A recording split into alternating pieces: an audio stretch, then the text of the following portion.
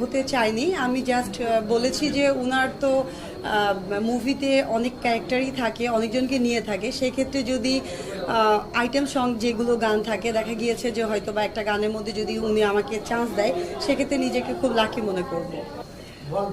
আমি আমি হলো বুলবুল টুম্পা আপুকে অনেক পছন্দ করি। আমি বুলবুল টুম্পা আপুর স্টুডেন্ট, আমি ওনাকে অনেক ফলো করি। আমার কাজ নিয়ে ফিউচার প্ল্যান চলছে।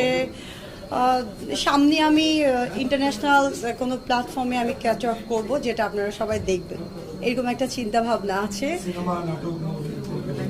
সিনেমা মুভি আমার আমার আপাতত টার্গেট নাই।